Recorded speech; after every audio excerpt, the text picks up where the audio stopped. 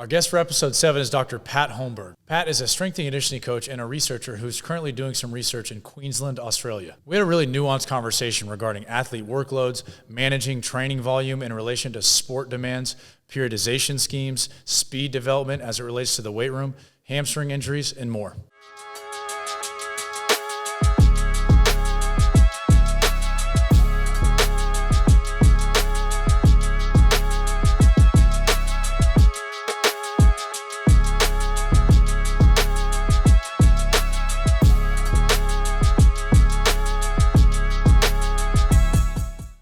So Coach Holmberg, thank you so much for taking the time to come on with us. We really appreciate it. I just wanted to give you an opportunity to quickly introduce yourself, and then I'm excited about our conversation for the day. Sure. Well, I have been or was an S&C coach, strength and conditioning, for almost 18 years. Most of that time was spent at one university in Southern California, a Division III university, though I did work minimally at other universities in the Southern California area. I was a collegiate basketball player. I would say a mediocre basketball player who was often injured, and that perhaps led me to this career path. I have since left my position as an S&C coach in the States, and I moved to Australia in 2021, and I am currently undertaking a PhD in sports science, strength and conditioning at Queensland University of Technology, and I'm fortunate to also teach classes during the semesters. And currently we're on summer break, so initial preparation is moving forward for semester 1 later this month. And just for the listener too, I kind of want to give a background, and then just on a personal note, I just wanted to thank you for your mentorship of me, essentially. So just for the listener, I went to the same university that you were at. I played football there. And I kind of had a unique opportunity because, I was under your training program for 4 years as an athlete. And then I took an internship the spring of my senior year with you training the football team. And then obviously you hired me on underneath you as on your staff thereafter. So I had a unique opportunity to learn from you basically for 8 years. So we worked for 4 years together, and then I was an athlete in your program for 4 years. So, I just appreciate, your mentorship. I think back to the days of, during our training sessions, even I was asking you a bunch of questions, asking your ear off, asking you every question, I could think of. Why do we do this? Why do we do this? Why do we do this? As I was still an athlete. And so I was doing it, under your program with you, and was able to have conversations with you, and then, kind of go right into the internship, and then, right into working on staff with you. So that was kind of a unique opportunity. So just, thanks for the time. And I remember that, just hours-long conversations in your office. I appreciate you giving me the time back then just to, mentor me and to answer all the questions that I had. So I think that was a unique opportunity that I, was able to take advantage of, as I was kind of getting into the field of strength and conditioning. So, number one, thank you. And number two is I always took away from you the importance of questioning everything and being a lifelong learner. You would come out and give each one of us coaches, a stack of 2 or 3 research studies, papers, and it would be all of your notes on the entire paper. So it's not like you were giving it to us as, homework to, hey, you guys need to read this. No, it was you're genuinely sharing what you were learning with us. And so I thought that was really cool, is just, where you were at, you were still wanting to learn. So that was, I think, really important, and, for me to see, firsthand. So that is something that I've, continued to take with me just as I grow and evolve as a coach. So thank you for that. Well, I appreciate the kind words, Luke. And the one thing I can say about you is you were always curious, and I appreciated the questions. And your questions then allowed me to reframe what I thought often. And I also appreciated your work ethic, your persistence, and your care that you show for your athletes. And I think that's why you're an incredible success now, and you're making such an impact on young people's lives. And I couldn't be prouder. So it's great to see. And I cannot believe it was 8 years that we spent together. Time sure flies. Yeah, it does.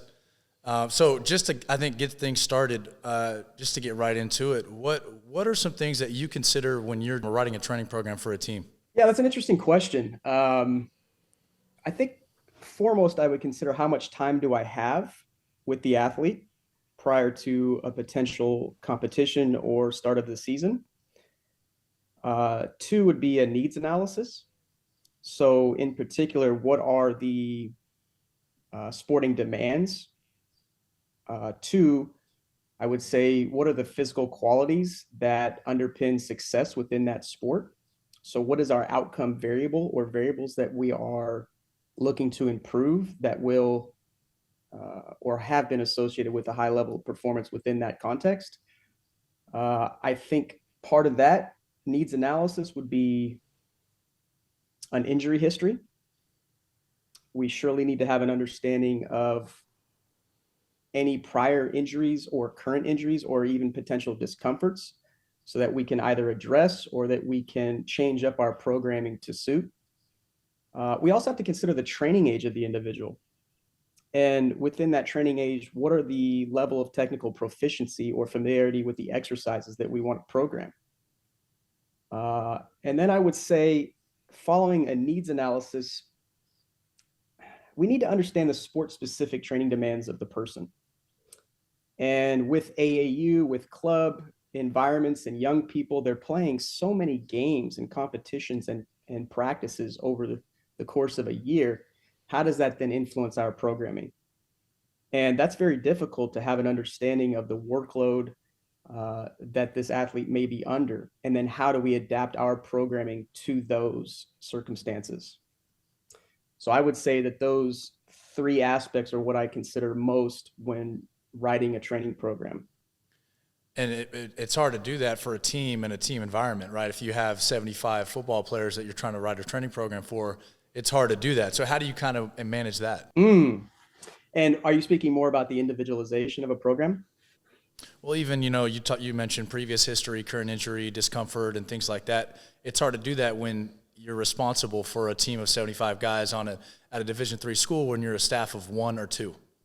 Understood. And most of my career was a staff of one, so I relied heavily on our athletic trainers, our team doctors to hopefully inform me of any injuries, any past injuries as they were incoming.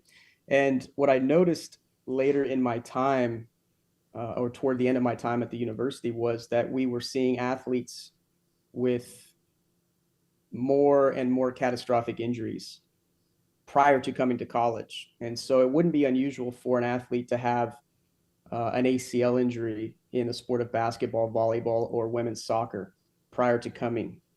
And we also saw different overuse injuries.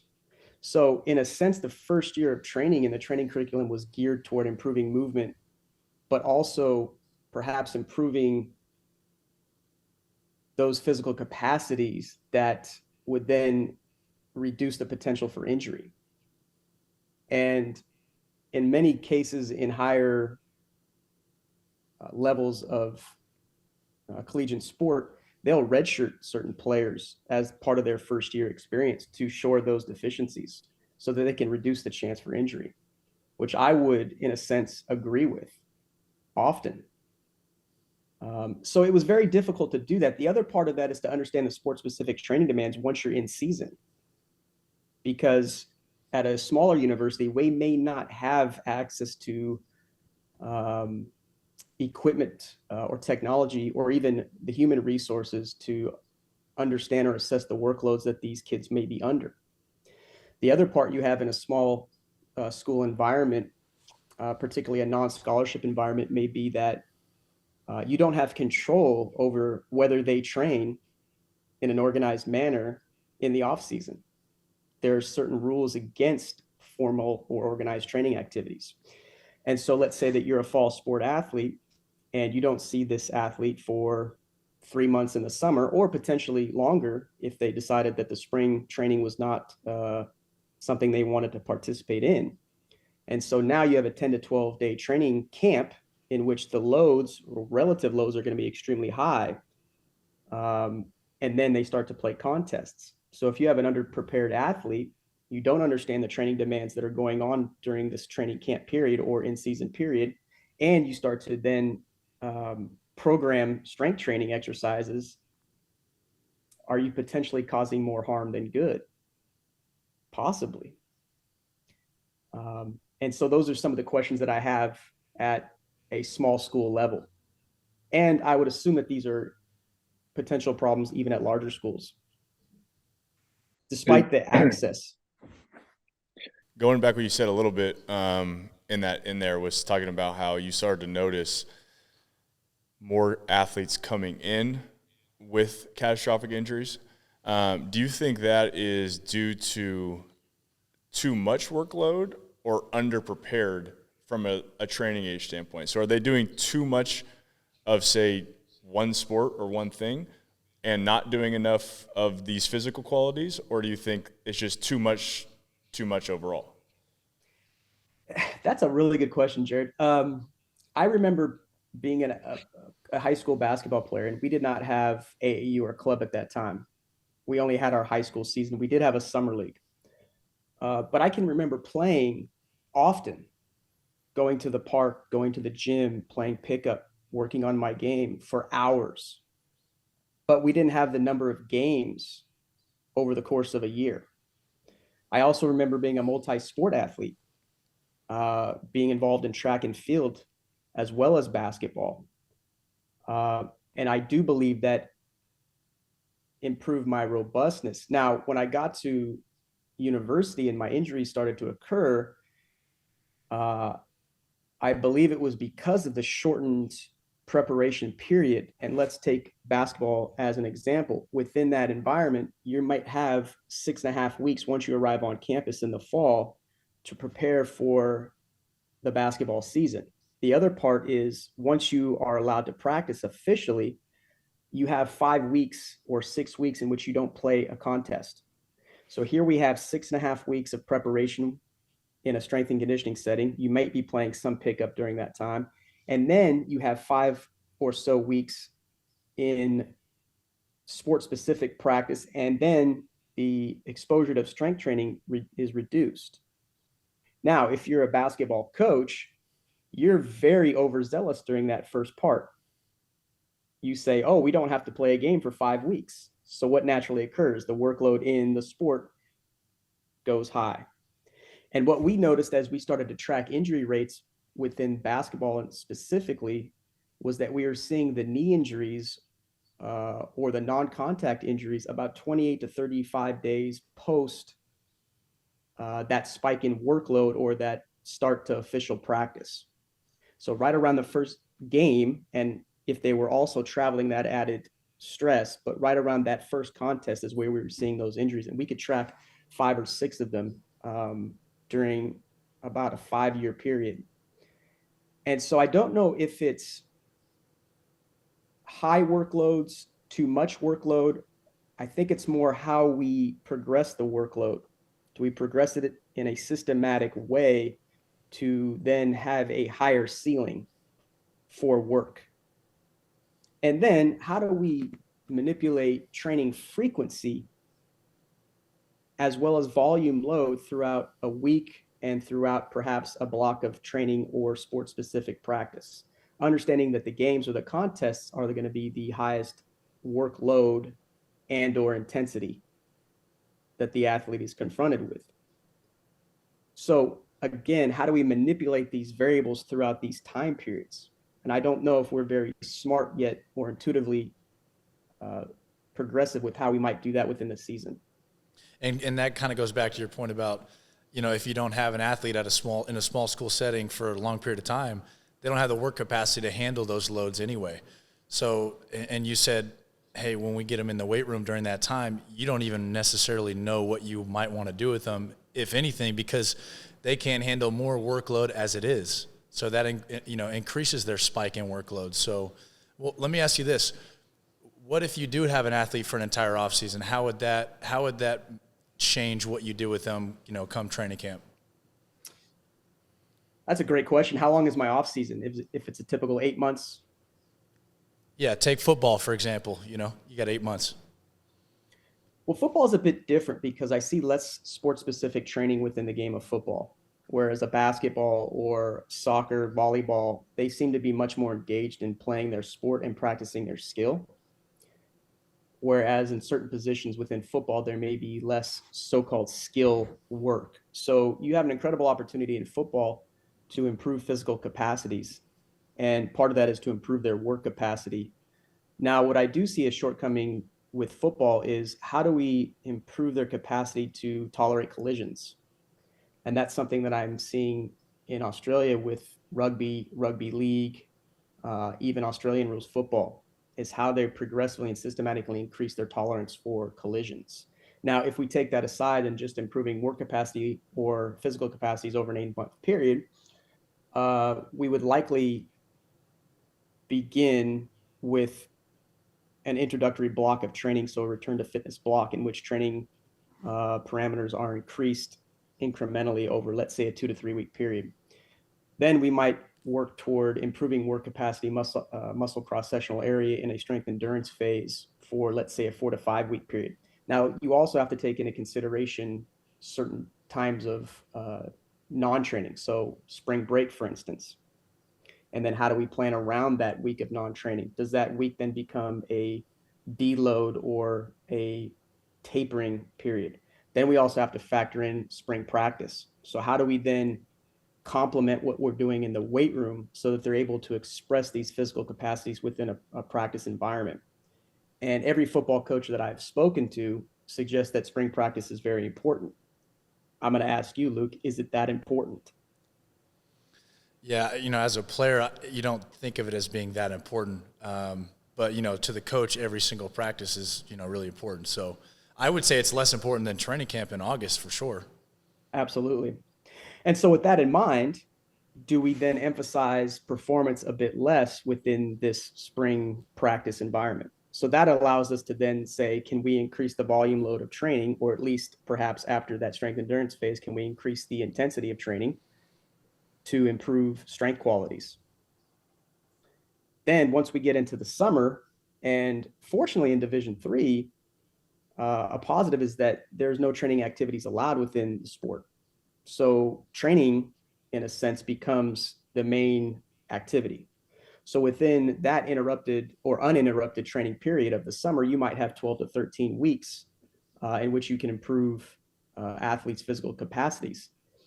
And your job at that point is to then prepare them for the rigors of training camp. And my former contention was that it is to improve performance within the game. But now, or since, I said they should be able to tolerate training camp, because not many coaches that I knew, once they got into training camp, were necessarily worried about how they manipulated load or volume over the course of the training camp. It always seemed to be very, very high. So your job in that area is then to allow them to tolerate the loading that's going to occur in training camp, so that there is not a substantial drop-off in performance. There will be a drop-off because fatigue is going to be very high, but we don't want a substantial drop-off. So how can we maintain? And then we understand once the games start, the coach intuitively will do what to the practice loads? They'll go down. And so it was interesting with some of the teams that I worked with that we had access to data and monitoring, that we would see a steadily decline in physical capacities through training camp. But then about 30 days or so after, we would start to see a supercompensatory effect in which physical capacities would begin to improve. Now, the problem with that is if you're in a competitive environment, your first 2 weeks of the season might be playing top 10 teams out of conference. So these are regional contests that, if you don't win your conference tournament, will count toward getting an an at-large bid. So you have quite important contests in the beginning of the season that if you're not prepared for, because fatigue is masking fitness characteristics, it could affect the outcome of your season. And so let me ask you this, because you touched on it a little bit, and I think on social media we get a lot of debate about, undulating versus block periodization, and what you described with the return to fitness and then strength endurance and then other phases, it sounds more like a classic block periodization model. What is your take on that debate, and what do you think, is the preferred method? It's a great question. It would depend on time of year. It would be very difficult to periodize training in season. I'm not saying that it could not be done, but it would be very difficult, particularly if we don't have an understanding of the sporting demands. And so it's almost required to be conservative with your approach in season. And then again, manipulating the frequency of training and or the rest intervals between training and competition so that maybe you can maintain or improve strength qualities and i.e. peak force strategically. But if I had to look at a periodization scheme, there's certainly good evidence to favor a phase potentiation or a conjugate sequential scheme in which fitness characteristics or adaptive processes are sequentially ordered so that you exploit residual training effects in the next phase of training, if that makes sense. Yeah, so one phase of training, builds on one another. Absolutely. And so if we had an example with the strength endurance phase, perhaps our goal is to increase, again, muscles cross-sectional area, improve work capacity. And we know that the decay rates for those fitness qualities are quite long. So as we move away from those fitness qualities, they should be maintained. Particularly strength. Particularly strength. We know that strength can, let's say, for a lack of a better term, hang in there for quite a bit of time relative to other fitness qualities. And the same with aerobic performance, as well as muscle hypertrophy. Now, again, this will depend on the training age of the individual, right? But we know if we have that established, then we may have a max strength phase in which we improve neuromuscular qualities, muscle tendon morphology, type 2-to-1 ratio that allows us to express force more rapidly. Then we may go into a strength speed and then a speed strength phase. Again, can we produce and express force within the coordinated movement fast? And so we also understand that training should be vertically integrated. So, and I've used this example with you many times, Lucas, if we look at these fitness characteristics as burners on a stove, during certain fitness phases, we might have a burner that's on high, whereas some burners may be on simmer. They're not off, they're simply on simmer. So then we have to define what is our primary, secondary, and tertiary objectives within a phase. Right. No, and you have explained that, in the past to me, and that makes a lot of sense. Yet I see debate on that on social media a lot. Can you and this is a very fascinating conversation to me, can you relate that to speed development? You mentioned vertical integration and kind of a Charlie Francis model and how that relates to the weight room in a conjugate sequential model or, block periodization. And how do those things all relate to speed development on the field in an off-season plan? That's a great question. Within these different fitness phases, we would hope to complement the fitness qualities that we're trying to improve. So we don't want competing fitness qualities that may undermine the primary adaptive response that we're trying to elicit. And if we look at marrying speed with resistance training, we would likely look at, let's say, increased ground contact times during the early part of the off season that would complement increases volume within the weight room. We want to, if we understand what underpins maximal running speed, it's likely rate of force development, correct? And so our training should be geared to improving the expression of force rapidly over time. Now, if we start to then maximally sprint early in our training year when volume loads are quite high, what's most likely to occur? High fatigue, and there's a greater potential for injury. Now, if we can mature rate of force development over the course of this periodized model and then slowly start to manipulate or, let's say, decrease our ground contact times and the activities for our sprint development, that might be a good way to marry the two. So you're basically talking about different constraints in your speed development. You mentioned maximally sprint, but that doesn't mean don't sprint without intensity. So you manipulate maybe the environment, right? Putting on an athlete on an incline so the ground contact times are higher, things like that. Is that kind of what you're saying? Absolutely. So how do we manipulate constraints so the athlete maintains maximal intent? We have to have maximal intent within our training environment. And so again, how do we manipulate environmental constraints? We're not going to manipulate organismic constraints so much. We're doing that over the course of time. But then how do we also manipulate task constraints so that the athlete retains intent? So they're expressing high levels of force, but within a constrained task or environment, so that maybe, again, we mature, again, the ability to produce force fast, which underpins sprint speed, so that the culmination of our programming is so that the person can run faster. Right. So can you touch on the speed reserve conversation as well, kind of now that we're on the topic of speed? What's your take on speed reserve, and how do you kind of develop that over an off season? That's a great question. So I think all of our training should be geared toward improving speed reserve, because the theory is that if we can increase our maximal running speed, we'll also increase our aerobic performance or our speed at submaximal velocities.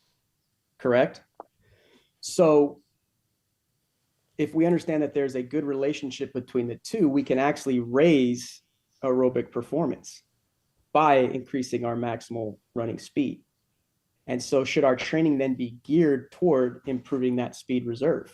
And that's a question that I have for the both of you, because in my mind, the answer is yes. And then strategically implementing so-called conditioning sessions within our training week. And what I mean by strategically is the day within the training week, how much recovery time do we have subsequent? And does that conditioning then negatively influence our ability to express rapid force within these contexts? And so we have to be very strategic about that. Now, one of the areas that, in my opinion, that's missing is how do we then marry this also with sport-specific training? So how do we manipulate constraints within their sporting environment to then complement? And that's the missing piece. And so far we've had S&C, sports science, and skill ac and or sport coaching separate. Those need to be connected. Those need to be connected.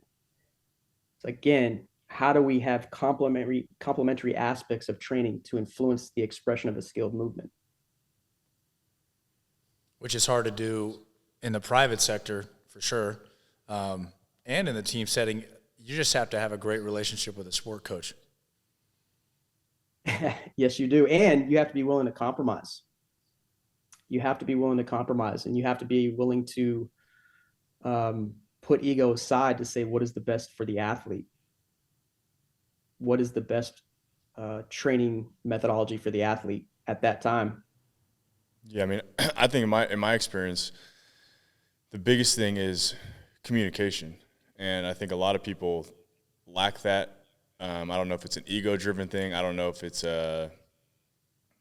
their stuff is better than everyone, like whatever it might be. But I know in my experience, when I've been able to sit down with, say, a basketball skill trainer and try to structure our periodization or structure our training to match, to where our high days are high, our low days are low, the focus on the court might be more acceleration-based, it might be more multi-directional based, so the training of the day is actually matching.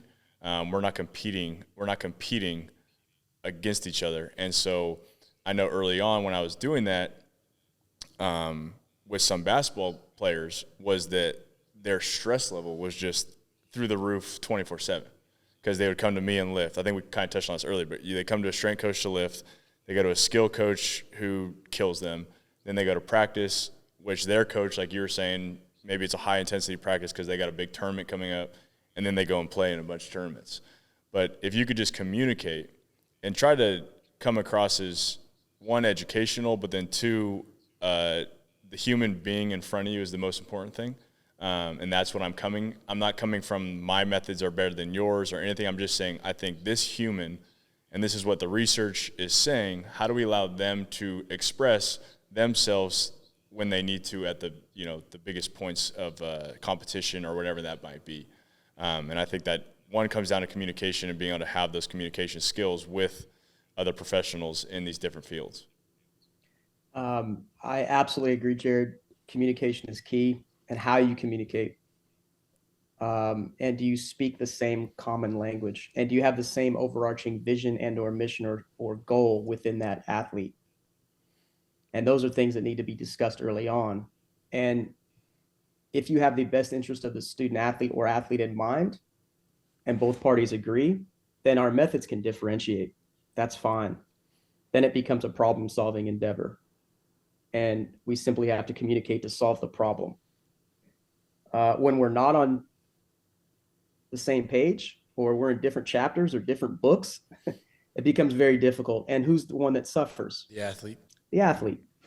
And the athlete is the person who's the least in the know in most instances, particularly younger college athletes. And they could be very confused, and then that leads to a bad training environment, team environment. And so what you end up having is the athlete is discouraged, and he ends up or she ends up transferring. It did not work out. And so you really have to take quite serious this communication piece and this willingness to compromise, work together, and understand each other's plan, right? Because the sport coach certainly has a plan. It's a matter for you to understand that and how you may fit into that plan. Not dominate the plan, fit into that plan. And then again, it becomes a problem-solving endeavor, in my opinion. It's hard to not try to unpurposefully dominating the plan when you know that the athletes don't know what they don't know, and maybe the sport coach physiologically they don't know what they don't know, So I think it goes back to taking your time and just being patient and being willing to compromise, like you said, is important. Patience, absolute patience. I can remember one of the coaches I worked extremely well with. We had quite a bit of success. I had to be around the team. I had to understand how she coached. I had to understand the culture. I had to understand how coaches interacted with the players. I had to travel with them a bit. I had to immerse myself in that context, in that environment, to truly get her to listen. And once we had that mutual respect and we had that communication, we could sit down and we can disagree. But most of the time we would compromise because, again, our ultimate mission was what's in the best interest of the athlete. And changing gears back, I don't want to miss this because you touched on it a little bit, ground contact times and sprinting, and I kind of want to dig into that a little bit and how that relates to your work in the weight room and how you progress, phase by phase. So if you're trying to manage volume in the weight room, speed development, and plyometrics, how do you organize or plan or program all three of those, or do you at all? Going back to what I suggested, you have to look at the ground contact times of the different activities within your sprint development program. And so if you have a higher volume load of training within the earlier parts of the off season, then your ground contact times may be longer relatively to maximal sprint training. And then as you mature rate of force development qualities over the course of the training period or training time, you're going to shorten those ground contact times within your sprinting activities, as well as perhaps your plyometric activities. Now, we also have to understand that if your ultimate outcome is then to improve maximal running speed, then as you progress in your training year, your volume load within the weight room may decrease. So as a strength and conditioning coach, you have to be comfortable with that. but your sprint training may increase. Now, if you move into team sport environments, they're going to start to accelerate, run, sprint during those training camp periods, correct? So it's about managing fatigue, not only through your weight room, but through the practice processes, so they can express those high rates of force development within those sprinting acceleration activities, within the context of their practices and or competition. Yeah, which makes sense. And so my question about plyos, you see different methods popularized, French contrast or, other things. Do you utilize things like that? Or how do you organize contrast training in regards to plyos? It's an interesting question. Again, if we go back to our analogy of burners on the stove, then there's never a time when that burner is off, correct? So we would have different plyometric activities. Now, whether you want to call it jump training or true plyometrics, which would then suggest minimal ground contact time in these jumping activities. But you have to employ ballistic activities in your training. Now, again, the volume of those activities relative to the training time or fitness phase are going to be different, correct? Mm-hmm. But I would suggest that if you have a robust training curriculum, you will have contrast within a session, you'll have contrast within a week, and you'll have contrast within the fitness phase. And so if we take a particular training session, we may have warm-up sets.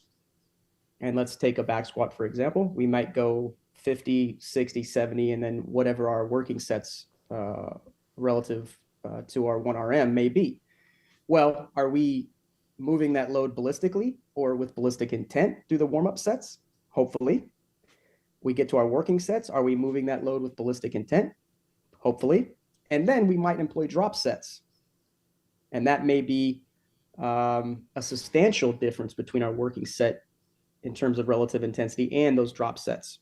So then that allows us to perhaps take advantage of some PAPE and have higher movement velocities within that drop set.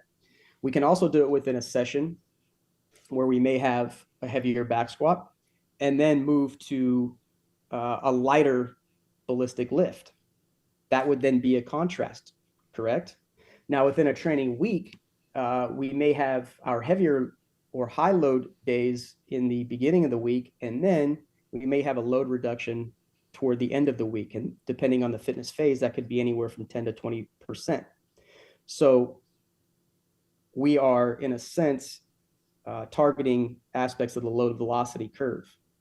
Then within a fitness phase, we may have a gradual and progressive build in volume load, and then we may have periods of taper or deload at the end of that phase. So again, if we have a robust training curriculum, we should be addressing different loads and then, as a result, different velocities within the training. So it almost sounds like you're saying, robust training curriculum, you're surfing the curve within the day, within the week, and within the phase. Absolutely. Absolutely. And then something I've been thinking about, and maybe I'll get your opinion on this, is, and this is taking quite a bit of thought over the last 6 months or so, but should we remove within certain fitness phases, should we remove moderate load stimuli and more of a polarized training parameter design, meaning that if we understand peak force raises the ceiling for rate of force development, then we should train at heavier loads, provided the athlete has a good understanding of technical skill, and then marry that with lower loads, so unweighted, perhaps even 30% or below. So then we remove quite a bit of the moderate loading that may only increase fatigue, but doesn't necessarily improve those physical capacities, i.e. peak and rate of force development, that then allow for increased expression of skill. Because we know that if we have increased fatigue, we're not going to be able to express that skill. So could we then remove a training session, perhaps, and substitute that with sport-specific type training where we manipulate the constraints of the environment, the skill, so that we have that ballistic type work within a coordinated movement, right? Does that then lower fatigue and allow us to practice those skills and then again demonstrate that increased rate of force development within a skilled or coordinated movement? And I'm absolutely all ears as to what you guys might think. You know, I see similarities in kind of what Charlie Francis was getting into and not wanting to live in that middle zone, right? So, you know, him talking about maximal sprinting and speed development at 90% and higher, and not wanting to live in that dreaded middle zone in between due to fatigue, right? You're different factors, but fatigue, I think, being one of the primary factors, as well as, you know, the technical aspect of sprinting and how I utilize tempo runs. You know, it's not the exact same, but I see similarities. Is that kind of what you're getting at? That is what I'm getting at. And we also know that when I'm speaking about this model, perhaps it's a person with a higher training age. And we also know that individuals with a lower training age will adapt to that moderate load stimulus quite rapidly. Now, again, early in the training year, if we want to use that volume load for improvements in muscle cross-sectional area and or work capacity, fine. But as we then move toward the training year or the season, can we reduce our time in the weight room by, let's say, removing some of that moderate load stimulus? Because again, if we're targeting the load velocity curve within a training session and within a training week, do we necessarily need to have a third or fourth session within that week? Possibly not. Maybe that could be dedicated to improving our craft. I mean, what you're saying in my world and how I resonate with it is what Corey Schlesinger has made very popular in the whole microdosing realm. He was at Stanford, then he went to the Phoenix Suns. So I think kind of what you're explaining is what pops into head when you do it, and kind of what I've worked on a lot this year, is that we don't need, say, an hour of time to do a strength and conditioning session.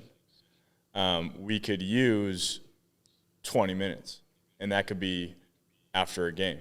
And after the game, we could do our quote-unquote strength. Before a game, that could be more of our quote-unquote power and CNS development. And now you go to earlier in the day, and that could be maybe more of our mobility, flow, get the body moving. So you could actually break up, and again, it's dependent on your situation, obviously, but you can break up a training environment throughout an entire day and maybe do 3 20-minute sessions where they're very focused on maybe mobility and recovery, power outputs, and then just pure strength outputs. I've been playing around with that a lot, and we've had some really, really good results with that. Because it's basically what you're saying is that when we get to the gym, you know what you're going to do, and I just need high outputs, and I only need 15 to 20 minutes. And you almost get that instant intent, and athletes love to hear that. Gosh, I thought about this an unhealthy amount, Jared. So I'm glad that somebody else has considered these, at least the training frequency or density throughout the day, week, and so on. So I appreciate your comments. If you're in an environment where you're not obligated for school, classes, etc., I truly believe that you can have an increased training density and shorter periods of work throughout the day and or week. And one of the things that we're looking at here within my research is, can we have a low volume, high load, or high intensity squat session in the morning? And does that actually potentiate or prime or improve our performance in the subsequent afternoon practice or competition? And what we're seeing at this point is they're not decrements. In fact, there may be improvements in certain physical capacities. But if we go back to what you said, consolidate our stressors and consolidate our recovery, it would make sense then if we had that high load stimulus on the same day, but let's say 6 to 8 hours early as our high load stimulus in a sport training environment. And then if we look at the next day, likely fatigue is going to be increased. So how do we then modify or alter our training session the next day? And that what I mean by training session is our practice session, understanding that there's going to be some residual fatigue.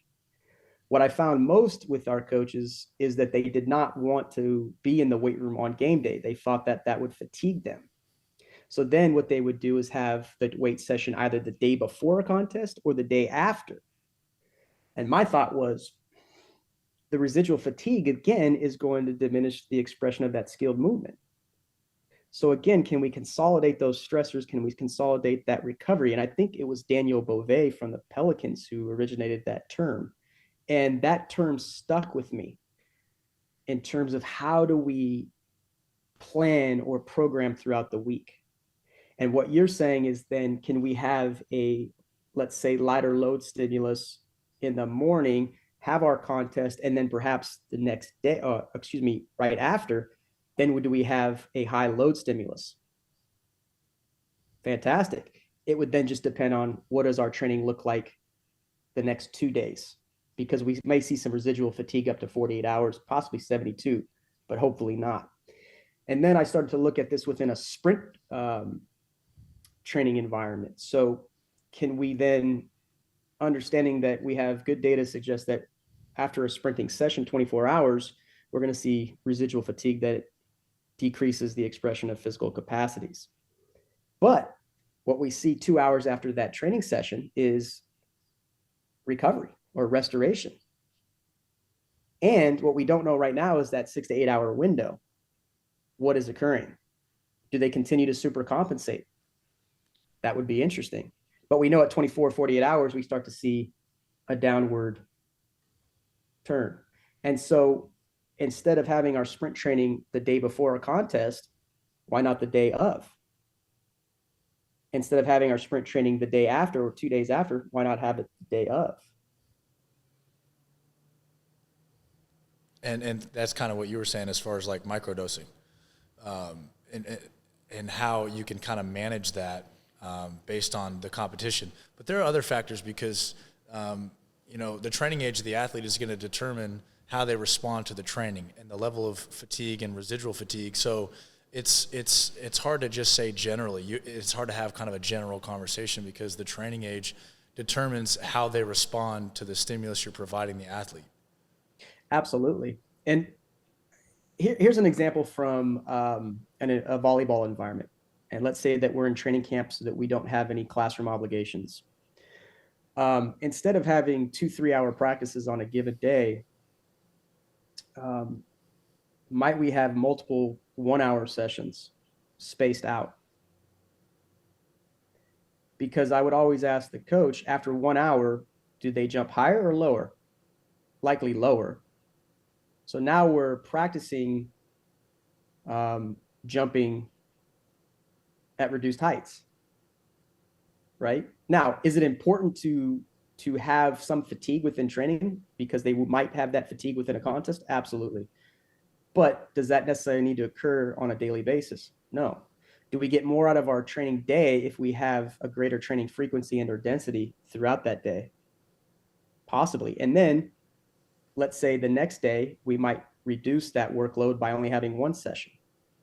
So now as we go back, we're varying or undulating our workloads, right? So that we can express those physical capacities to the utmost potential.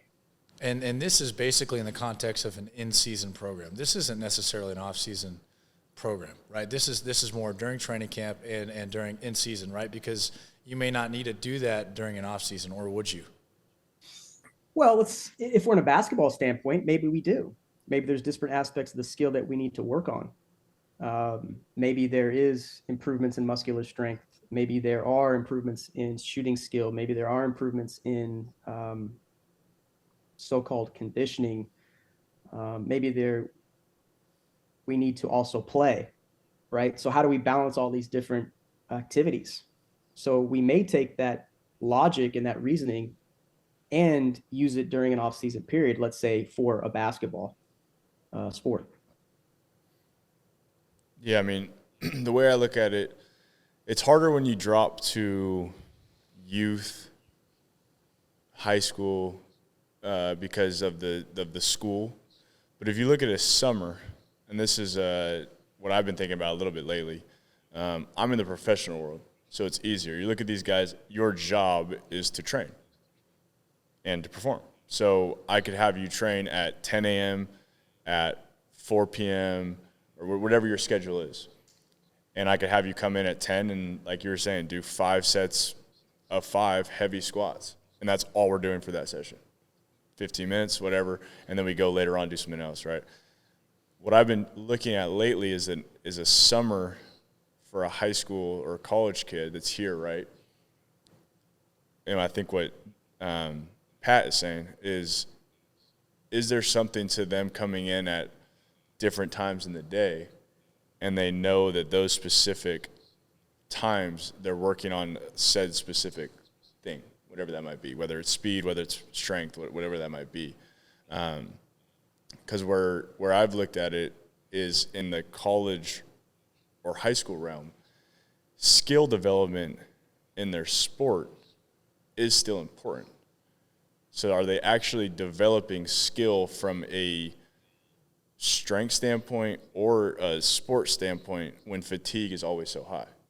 So can we limit fatigue so their skill of strength, speed, all those things are extremely high, but they're also able to develop their skill because they're not dead from, say, a strength session, or they can't lift because they're dead from their skill session. Now, to balance all this is very hard. And it gets kind of complicated, but that's like what I've been thinking about a ton, and how would you structure that? And I think it's almost impossible in a private setting, because you're asking parents to drop their kids off 4 times in one day.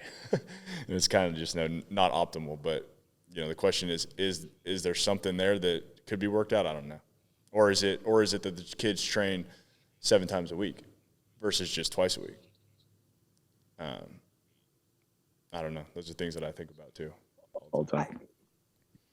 I really enjoy the way you think, because that's been crossing my mind quite a bit lately. And what also has been crossing my mind is, in order to improve the potential to do that, we need individuals in sport coaching positions that have an understanding of physiology, biomechanics, S&C, that are in a leadership position within that environment to then manipulate appropriately these tasks, these activities.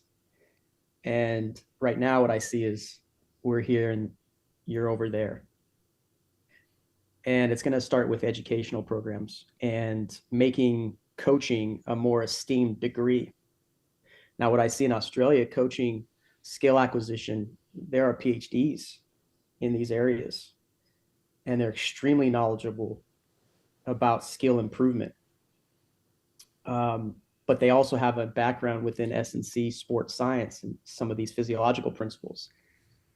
And so what I'd like to see that improve in America, to where, again, there's an actual educational program for coaches that takes into consideration these different elements. That's where we need to go in order to raise the ceiling for the athlete, in my opinion. These concepts cannot be separate. They need to be married. Coach, let me ask you this, and I wanted to get into this a little bit. Hamstrings. What's your take on the hamstring injury epidemic, Nordic hamstring curls? What's the best way to reduce risk of injury? How do you develop strength in the hamstrings? How do you manage that? What's your take on just the whole, hamstring issue?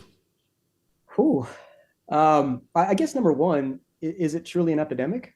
I would say that, and we had Daniel Guzman on the other day, who was formerly a strength and conditioning coach and performance coach with LAFC, the Galaxy, worked with the U.S. men's national team. And I know that he mentioned there's such a high value loss due to players being injured for clubs, particularly to the hamstring, and it's high every year. He mentioned that on our podcast. What's your take on that, and how kind of would you develop a robust training program to reduce risk of injury? Because sometimes I see, and I think of myself too, is you want to, to hit unilateral, bilateral, eccentric, eccentric. You want to manipulate single leg, double leg, or this hip dominant, this knee dominant, and just it's almost like you're throwing everything at the wall and you're going to see what sticks. As opposed, so people call it a comprehensive hamstring injury prevention program, but how can we get more specific and what works and what doesn't work? Gosh, there are $1 million questions, aren't they? I would say that hamstring development has to be multifactorial, right? So we have to understand that we need to improve the tissue capacity or the loading capacity of the tissue, but we also have to improve the skill of sprinting in order to minimize or reduce the chance for injury during that activity. So those are two, again, not to touch on the same theme, but those are two aspects that are traditionally separate. And then if we add a third factor, what are the workloads or the high-speed running demands and or sheer volume of running within their training environment? How often or how frequent are they incurring those loads and or volumes? And so now I see three aspects that need to be complementary, right? And then it becomes about how do we periodize these different activities so that they complement one another. So hopefully we do it in a logical and a sequential way, right? That we're eliciting adaptive processes in. But then we go down to programming. And again, how do you manipulate volume, load, frequency, recovery intervals?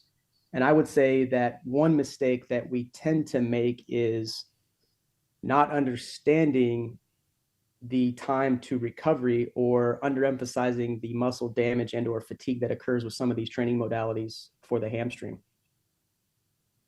And that we often schedule training in a brief or relatively brief time period following those muscle damaging exercises. And so here's an example. On Wednesdays, usually, which was our second training day of the week, and this is with football, so that you may have an idea.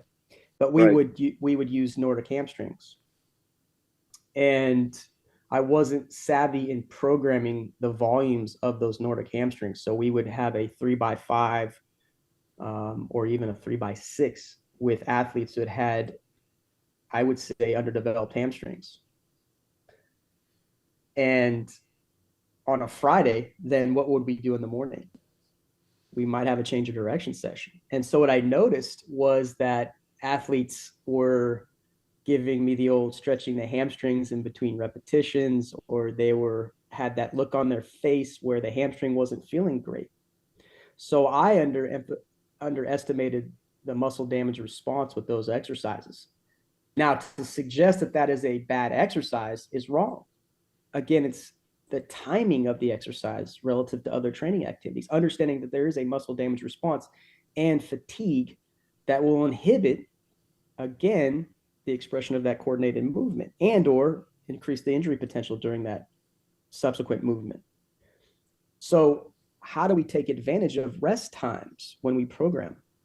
We also understand that sprinting, if you've ever gone out and done a maximal running session, how do your hamstrings feel the next day?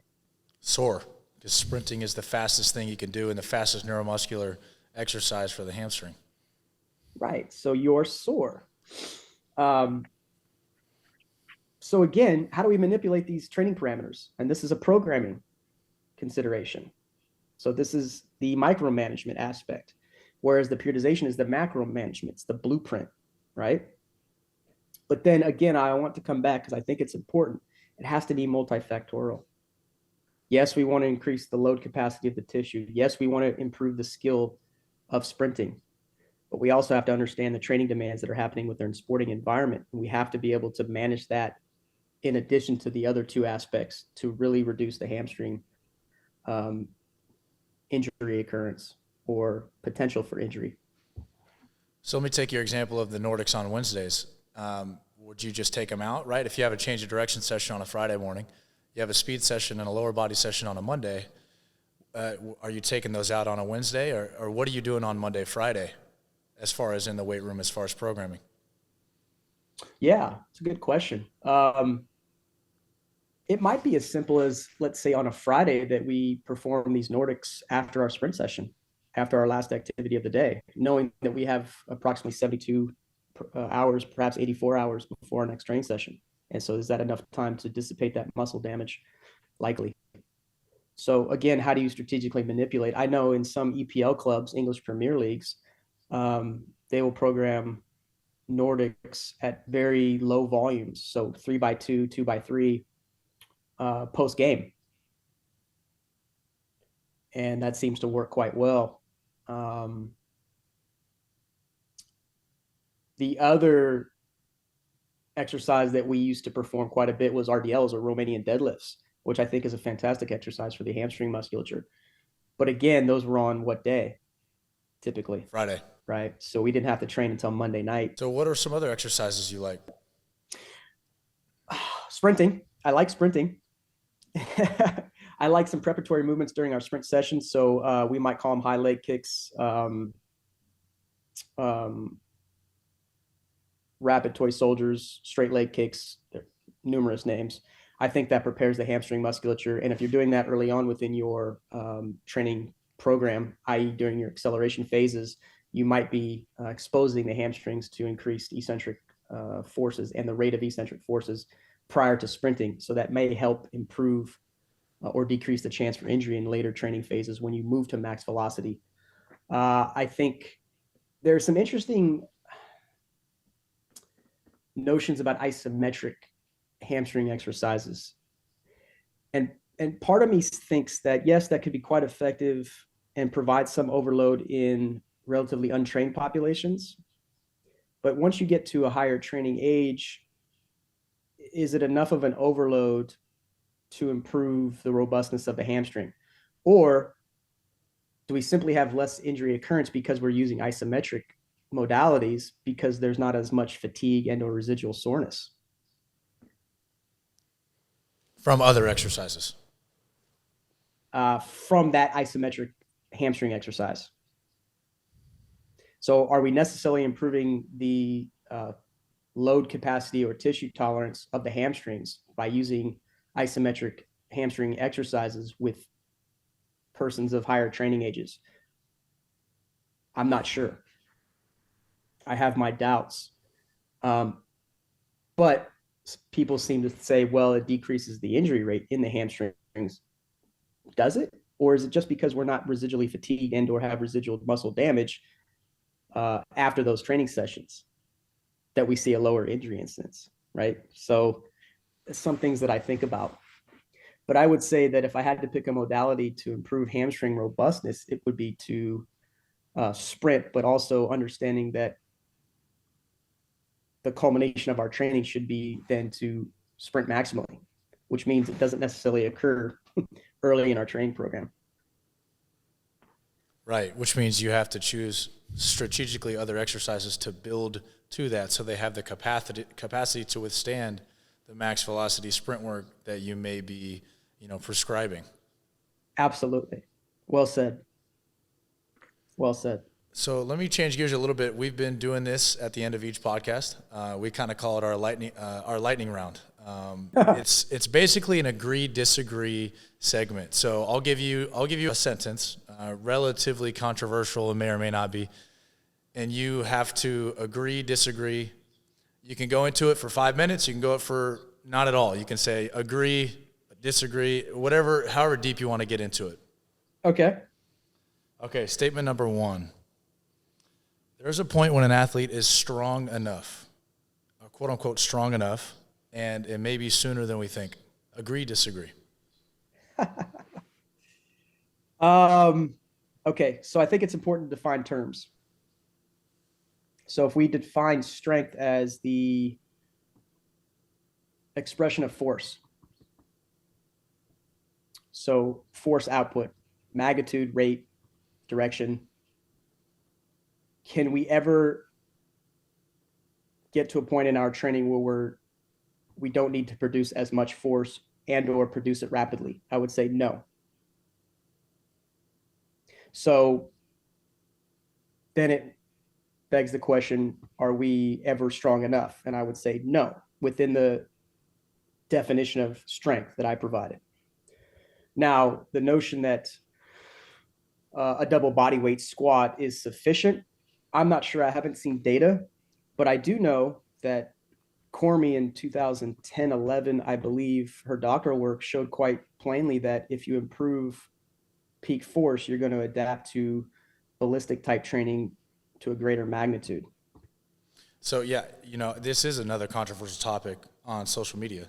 Matt Rea puts out kind of the 1.7 times body weight. I think a lot of people think of it as a squat, right? A back squat. But your definition of strong enough may not necessarily say, hey, you're squatting this amount of weight. That's one exercise, right? So I think you defining strength is important to the conversation. Exactly. And and social media is difficult to have these conversations because there's not much nuance in social media, right? And people tend to be very emotional because they defend their viewpoints vehemently. But again, if we understand that what underpins skilled movement is the ability to produce force, then we understand that we may have to assess or measure that force production within that skilled movement. Now, we don't have the technology necessarily to do it within complex skilled movements. And that's the next piece that I'd like to see is how are we producing force within that movement? But we also have to understand that the athlete's ability to actually express that skill is going to influence the force production that they output, if that makes sense. So it's not physical capacity here, skilled movement here, it's here. So again, I would go back to my definition and say that, again, the ability to produce force is going to underpin skilled movement, but we also have to then integrate that higher ceiling for force development or output within that skilled movement. Jared, what's your take on this? Yeah, I mean, I think the way Pat's putting it makes, a lot of sense. I think when people look at it, I think what you're saying is they look at like a back squat or a deadlift or, those probably two of the biggest things. So I think people, when they look at the question, they say, well, yeah, an athlete doesn't need to be able to squat 600 pounds or doesn't need to be able to deadlift 700 pounds, which I agree with. But I think what Pat is saying does make sense, is that, like, we got to continue to get strong. It doesn't mean that you have to, if you're back squatting already 2 times body weight, it doesn't mean as a basketball player, I don't need you to be squatting 600 pounds. There's other factors that I could take into consideration to get you stronger, produce more force, versus just keep loading the bar or loading the trap bar. Because at the end of the day, to me, you're a basketball player. You're not a professional weightlifter. So you don't need to – the skill of you playing basketball is more important than the skill of you being able to lift super heavy weights. If that makes sense. Absolutely. Context is king, right? So different strength qualities are going to influence performance differently, right? So peak force may have a greater influence on rugby league, football, certainly powerlifting, correct, than the rate of force development may have within sprinting, jumping, etc. So understanding the context. And then what Jared touched on is, again, vertical integration. What are emphases within our training phase or fitness phase? If I have someone that's developed peak strength, do I need to spend as much time in that area? Or do I then go to different activities that allows them to express that, but also improves or underpins the expression of it rapidly? Right, and thinking about strength as being skill specific. Because if you think about it, in the weight room, it could be even, joint angle specific, right? So there's been a lot of studies, comparing the quarter squat and the full squat to jumping and sprinting. So it's an easy thing to say, oh, he's strong enough. Well, you got to get more specific. Like you said, context is everything. So I know it was a simple statement, but it's such a nuanced argument, or not an argument, but a conversation that, like you mentioned, sometimes on social media and 140 characters on Twitter, you can't have, a more nuanced conversation about when an athlete is quote unquote strong enough? It's an incredibly difficult question. It's an incredibly difficult question. So I appreciate the question, and I would appreciate more nuanced discussions if we could have those, because the chances that we actually agree are quite high. We just have to get there, and it starts by defining terms, right, and listening. So here's the next one. Agree, disagree. And this is related to the first one. Squatting heavy doesn't translate to performance on the field. Agree, disagree. Disagree. Why? I think people misinterpret the value of heavy strength training. Heavy strength training allows us to influence morphological characteristics that allows us to transfer force better or more efficiently and or improve. So we have less force dissipation through that stretch shortening cycle, which most sports are made up of stretch shortening cycle actions.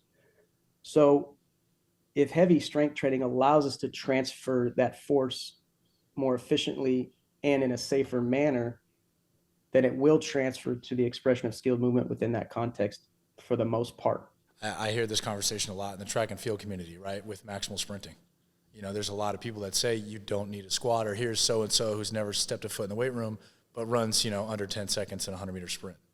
No doubt. But we also have to look at the forces that are being elicited and transferred, transferred and elicited through maximal sprinting. They're quite high.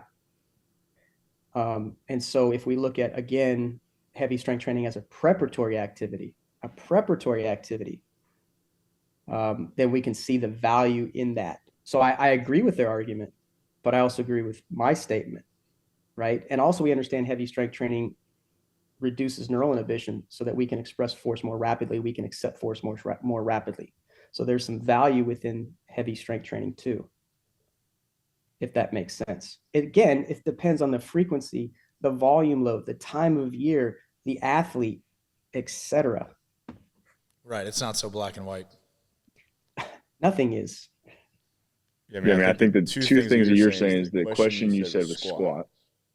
And a lot of what Pat said was strength training. And I think, again, when you talk to someone and have a conversation, like, it might not have to be a squat. It might have to be heavy strength training. And that's where I think some people get caught up in, like, squat, or whatever it might be. And it's just like, I think all Pat is saying is, like, heavy strength training, whatever that might look like for you, or you, as you're saying, as an individual. Maybe you can't squat that heavy, but there's probably other exercises that you could do heavy, and we could get similar benefits from that. Absolutely. Well said. Well, look, Coach, I really appreciate the time. We both do. I know you're extremely busy, and you're 18 plus hours different than us, so I appreciate you, scheduling this and taking the time. So I thought it was a great conversation. I couldn't agree more. And again, Luke, I'm so proud of you, and I look forward to connecting soon. And Jared, great to meet you. And I hope when I get out there later on this year that we're able to sit down and have some chats, because I really like the way you think and where your mind goes with a lot of these answers and questions. So thank you for having me.